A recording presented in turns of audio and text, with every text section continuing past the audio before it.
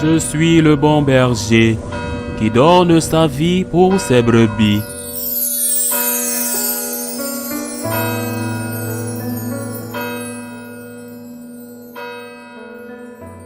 En ce temps-là, les scribes qui étaient descendus de Jérusalem disaient « Ce Jésus est possédé par Belzéboul. C'est par le chef des démons qu'il expulse les démons. » Les appelant près de lui, Jésus leur dit en parabole « Comment Satan peut-il expulser Satan? Si un royaume est divisé contre lui-même, ce royaume ne peut pas tenir. Si les gens d'une même maison sont divisés entre eux, ces gens ne pourront pas tenir. Si Satan est dressé contre lui-même, s'il est divisé, il ne peut pas tenir. C'en est fini de lui. Mais personne ne peut entrer dans la maison d'un homme fort et piller ses biens s'il ne l'a d'abord ligoté. Alors seulement, il pillera sa maison. Amen, je vous le dis, tout sera pardonné aux enfants des hommes, leurs péchés et les blasphèmes qu'ils auront proférés. Mais si quelqu'un blasphème contre l'Esprit Saint,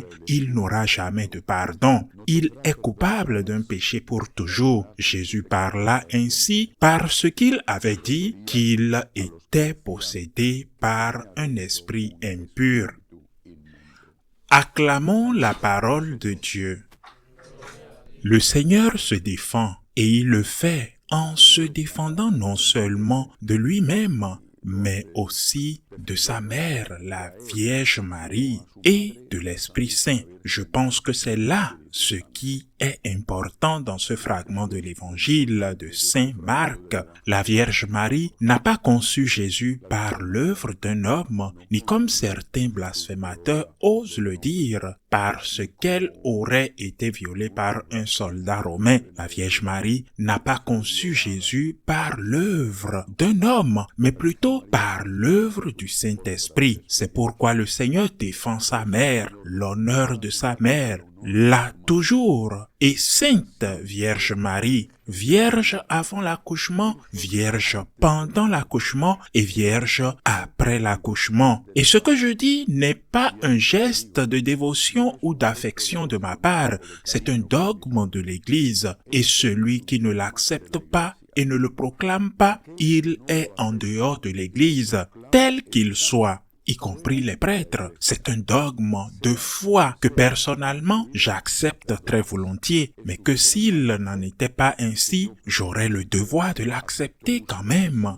Si nous ne défendons pas l'honneur de Marie, peut-être sans nous en rendre compte, nous insultons Jésus. Le Seigneur défend aussi le Saint-Esprit, et c'est pourquoi il dit que quiconque nie que sa conception a été l'œuvre du Saint-Esprit et qu'elle a été par un mauvais esprit, par exemple, je le répète comme disent certains, par un esprit qui met dans un homme le désir de violer la Vierge Marie, la Sainte Vierge Marie. Quiconque dit cela et maintient cette opinion ne pourra pas être pardonné. Et ne pourra pas être pardonné. Pourquoi? Parce qu'il ne demandera pas pardon, et ce parce qu'il continuera d'insister sur le fait que la conception de Jésus n'a pas été l'œuvre du Saint-Esprit. Si nous ne défendons pas la divinité de Jésus, si nous ne défendons pas la virginité de la Sainte et Immaculée Vierge Marie, si nous ne défendons pas le Saint-Esprit, qui sommes-nous? Que sommes-nous? Comment pouvons-nous qualifier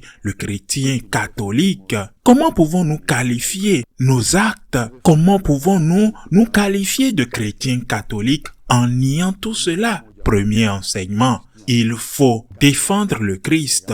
Et cela, nous le dégageons de l'évangile d'aujourd'hui. Ensuite, il y a une autre chose qui est dite dans l'évangile que nous venons de lire et qui a une application et un enseignement plus large. Jésus dit, et il le dit parce qu'on l'accuse de chasser le diable avec la puissance du diable. Jésus dit ceci. Comment Satan peut-il expulser Satan? Si un royaume se divise contre lui-même, ce royaume ne peut pas tenir. Si les gens d'une même maison sont divisés entre eux, ces gens ne pourront pas tenir. Si Satan se dresse contre lui-même, S'il est divisé, il ne peut pas tenir, c'en est fini pour lui. Cela s'applique à l'Église et cela s'applique aux familles. Une Église peut-elle subsister dans laquelle il y a des personnalités qui nient la divinité du Christ? S'il y a des gens qui disent que ce n'est pas nécessaire d'évangéliser et que quiconque le veut peut être sauvé par n'importe quelle religion, ou que quiconque peut être sauvé, même par l'absence d'une religion. Une église divisée peut-elle subsister dans la confusion la plus profonde, ou pour certains comportements sexuels qui ne sont plus un péché pour d'autres, vivre ensemble hors du mariage, qui n'est plus vu comme un péché, qui n'a aucune importance. Une église divisée dans laquelle certains nient la divinité du Christ, certains nient la validité de la vie éternelle, la validité du message du Christ, la validité de l'enseignement bimillénaire de l'église, de la parole à la tradition. Cette église ne peut pas survivre, chers frères et sœurs. Le Seigneur tire la sonnette d'alarme. Il a parlé alors et pour cela, il parle pour nous aujourd'hui. C'est la raison pour laquelle ce qui se passe dans l'Église est que pour certains, voire pour beaucoup, la fidélité à Jésus-Christ et à ses enseignements n'est plus nécessaire pour continuer à s'appeler chrétien catholique. Et cela vaut aussi pour les familles. C'est pourquoi il faut payer le prix de l'unité. L'unité dans la famille nécessite de payer un prix. Je ne dis pas, j'insiste, je l'ai répété plusieurs fois et je le répète aujourd'hui. Je ne dis pas qu'il faut payer n'importe quel prix. Par exemple, une femme n'est pas obligée de se laisser maltraiter, de se laisser violenter au foyer, mais elle doit payer le prix. Au fond, ne voulant pas accepter ce prix, ce que nous appelons la croix de chaque jour, c'est ce qui fait que beaucoup ne veulent pas fonder une famille avec de terribles conséquences pour eux et pour la société, car il n'y a pas d'enfants. Ne pas accepter la croix, c'est quelque chose qui détruit celui qui ne l'accepte pas parce qu'il passe sa vie à fuir, parce qu'il passe de situation en situation. Et tôt ou tard, de nouveaux problèmes surgissent dans cette nouvelle situation. Et puis, il s'enfuit de nouveau. Et sa vie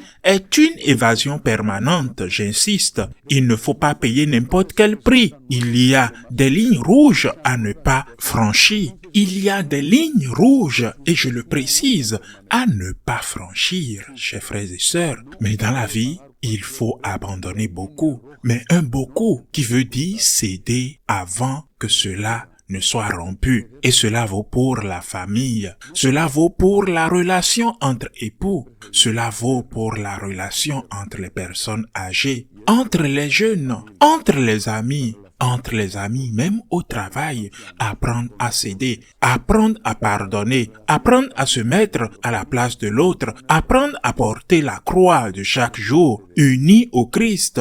Et c'est l'essentiel pour être heureux. Soit vous payez ce prix, soit vous payez le prix de la rupture. Et le prix de la rupture n'est pas le prix de la famille, n'est pas le prix d'avoir une famille.